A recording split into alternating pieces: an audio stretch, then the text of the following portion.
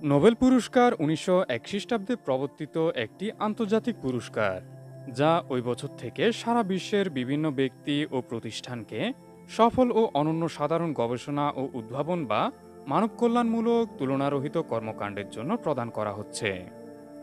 মোট ৬টি বিষয়ে নোবেল পুরস্কার প্রদান করা হয়।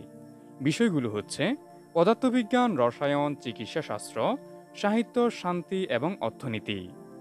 নোবেল পুরস্কারকে এসব ক্ষেত্রে বিশ্বের সবচেয়ে সম্মানজনক পুরস্কার হিসেবে বিবেচনা করা হয়। সুপ্রিয় দর্শকবৃন্দ, নোবেল পুরস্কার প্রদান কেন শুরু হয়, কার নামে এ পুরস্কার, নোবেলপ্রাপ্ত ব্যক্তিকে নোবেল সম্মাননা অনুযায়ী প্রতি বছর কত টাকা বা অর্থ প্রদান করা হয়, এসব বিষয় নানান দেশে নানান কথার আজকের পর্বে জানানো হবে। তো চলুন আর বেশি কথা না বাড়িয়ে নোবেল পুরস্কার সম্পর্কে বিস্তারিত জেনে আসি।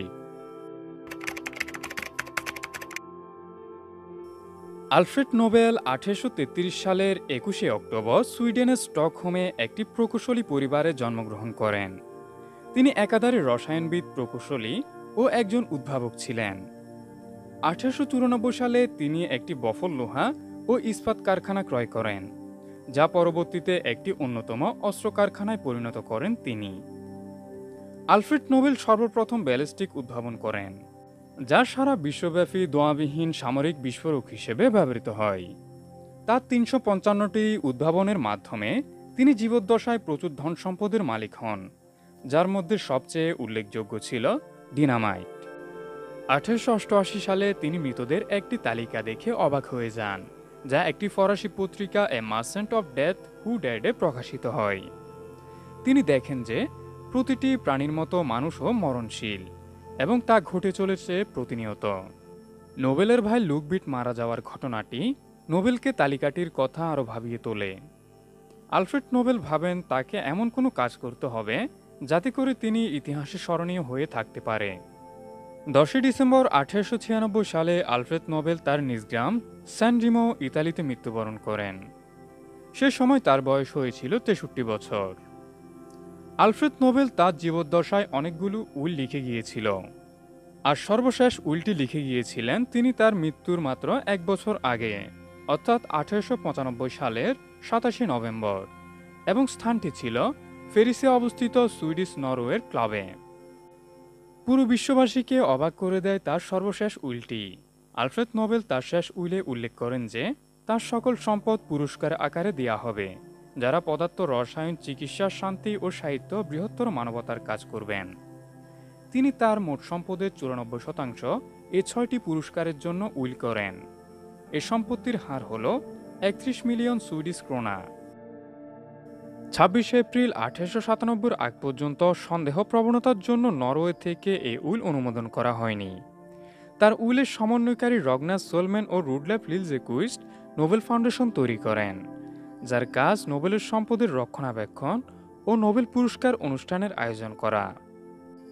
১৮৯৭ সালে আলফ্রেড নোবেলের উইল অনুমোদন হওয়ার পরে নোবেল সংস্থা গঠন করা হয় এবং দ্রুততার সাথে নোবেল পুরস্কার প্রদানের জন্য অন্যান্য সংস্থাগুলোও প্রতিষ্ঠিত হয়, যেমন ৭ জুন ক্যারোলিনস্কা ইনস্টিটিউট, ৯ জুন সুইডিশ একাডেমি এবং ১১ জুন রাজকীয় সুইডীয় বিজ্ঞান একাডেমি। এসব প্রতিষ্ঠানের মাধ্যমে নোবেল পুরস্কার কিভাবে প্রদান করা যায় সেই কৌশলগুলো চিন্তাভাবনা করা হয়। ১৯০০ সালে নোবেল ফাউন্ডেশন নতুনভাবে একটি বিধি বা নীতি তৈরি করে, যা তৎকালীন রাজা অস্কার কর্তৃক জারি করা হয়। ১৯০৫ সালে সুইডেন ও নরওয়ের মধ্যে বন্ধন বিলুপ্ত হয়। তারপর থেকে নরওয়েজীয় নোবেল কমিটি শুধুমাত্র শান্তিতে নোবেল পুরস্কার এবং সুইডেনের প্রতিষ্ঠানগুলো অন্যান্য পুরস্কারগুলো প্রদানের দায়িত্ব পায়।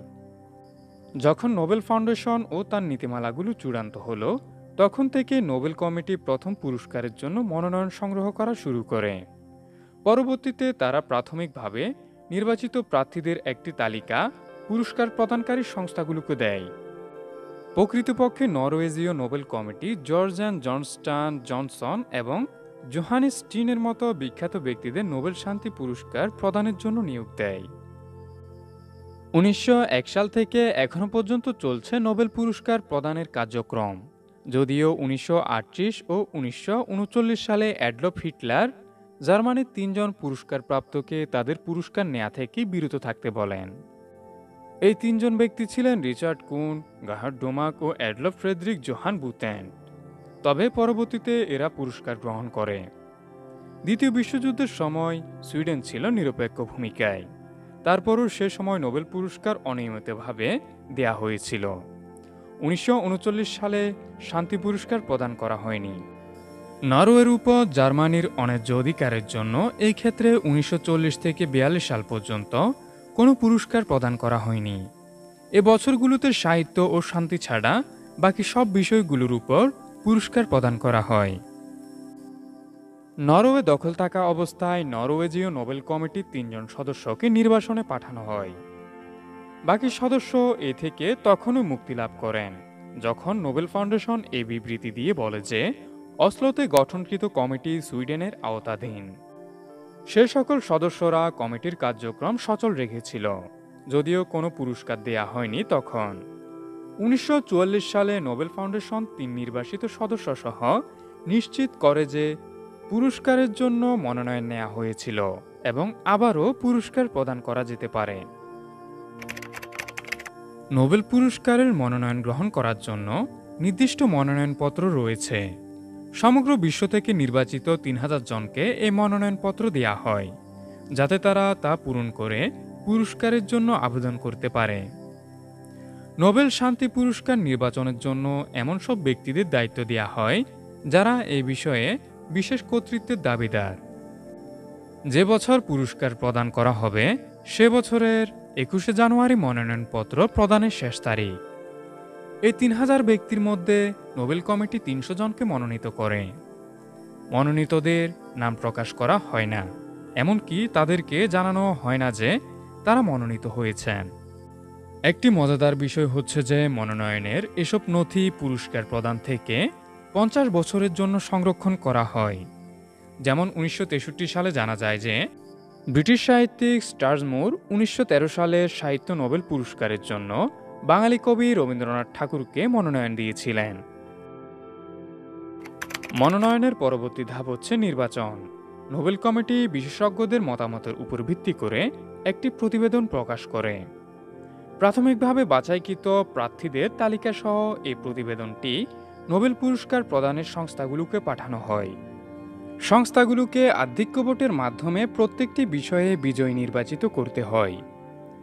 একটি পুরস্কার সর্বোচ্চ 3 জন এবং 2টি ভিন্ন কাজের জন্য দেয়া যায়। নোবেল শান্তি পুরস্কার যে কোনো সংস্থাকে প্রদান করা যায়। তাছাড়া সকল পুরস্কার শুধুমাত্র জীবন্ত ব্যক্তিকে দেয়া হয়ে থাকে। যদি শান্তি পুরস্কার দেয়া না হয় তবে তার অর্থ বিজ্ঞানের অন্যান্য পুরস্কারের সমান ভাগে ভাগ করে দেয়া হয়। আজ অবধি 19 বার এমনটি হয়েছে। পুরস্কার প্রদানের দায়িত্বে যে প্রতিষ্ঠানগুলো নিয়োজিত তারা সবাই ঠিক অক্টোবর মাসে লরিয়েটদের নাম ঘোষণা করে। ঘোষণার পর 10 ডিসেম্বর তারিখে আনুষ্ঠানিকভাবে পদক প্রদান করা হয়। এই দিনটি আলফ্রেড নোবেলের মৃত্যুবার্ষিকী। নোবেল শান্তি পুরস্কার দেওয়ার অনুষ্ঠান পূর্বে নরওয়েজীয় নোবেল সমিতি 1905 থেকে 1946 এবং অসলো বিশ্ববিদ্যালয়ের আওলাতে 1940 থেকে 1990 সালে অনুষ্ঠিত হতো। তবে বর্তমানে অসলো সিটি হলে এই অনুষ্ঠান অনুষ্ঠিত হয়। এটি ছাড়া অন্য পুরস্কারগুলো প্রদান করা হয় স্টকহোম কনসার্ট হলে। প্রতি বছর একই বিষয়ে সর্বোচ্চ 3 জনকে পুরস্কার প্রদান করা হয়। নোবেল লরিয়েটদের প্রত্যেককে দেয়া হয়ে থাকে একটি স্বর্ণপদক, একটি ডিপ্লোমা, সুইডেনের নাগরিকত্ব এবং একটি মোটা অঙ্কের অর্থ। বর্তমানে এই অর্থের পরিমাণ হচ্ছে 10 মিলিয়ন সুইডীয় ক্রোনার, অর্থাৎ 1.4 মিলিয়ন মার্কিন ডলার। এ অর্থ প্রদানের মূল কারণ এই যে পুরস্কার গ্রহণকারীরা যেন পুরস্কার পাওয়ার পর তাদের আরও উচ্চতর গবেষণা চালিয়ে যেতে পারে। কিন্তু বর্তমানে যে সময় নোবেল পুরস্কার প্রদান করা হয় সে সময় দেখা যায় অধিকাংশ লরিয়েটররাই অবসর জীবনযাপন করছেন। নোবেল পুরস্কার প্রদানের ইতিহাসে মাত্র 5 জন ব্যক্তি 2 বার করে নোবেল বিজয়ের সম্মান লাভ করেছেন। মারি ক্যুরি, যিনি পদার্থবিজ্ঞানে তেজস্ক্রিয়তা আবিষ্কারের জন্য 1903 সালে নোবেল পুরস্কার অর্জন করেন। এরপর রসায়নে 1911 সালেও তিনি নোবেল পুরস্কার অর্জন করেন। এটি ছিল বিশুদ্ধ রেডিয়াম পৃথকীকরণের জন্য। লিনাস পাউলিং, 1954 সালে রসায়নে এবং 1962 সালে শান্তিতে নোবেল পুরস্কার অর্জন করেন। জন ভার্জিন 1956 সালে পদার্থবিজ্ঞান এবং 1972 সালেও পদার্থবিজ্ঞানে আবারও নোবেল পুরস্কার অর্জন করেন। ফ্রেডরিক স্যাঙ্গার 1958 সালে রসায়ন এবং 1980 সালেও রসায়নে আবারও নোবেল পুরস্কার অর্জন করেন। ভেরি শার্পলেস 2001 এবং 2022 সালে রসায়নে নোবেল পুরস্কার অর্জন করেন। এছাড়াও আমাদের দেশে একমাত্র নোবেল বিজয়ী হচ্ছে ডক্টর মোহাম্মদ ইউনূস, যিনি 2006 সালে গ্রামীণ ব্যাংক অর্থনীতিতে অবদানের জন্য নোবেল পুরস্কার অর্জন করেন। তো বন্ধুরা, আজকের মতো এতটুকুই। দেখা হবে পরবর্তী ভিডিওতে। ততক্ষণ পর্যন্ত ভালো থাকুন, সুস্থ থাকুন।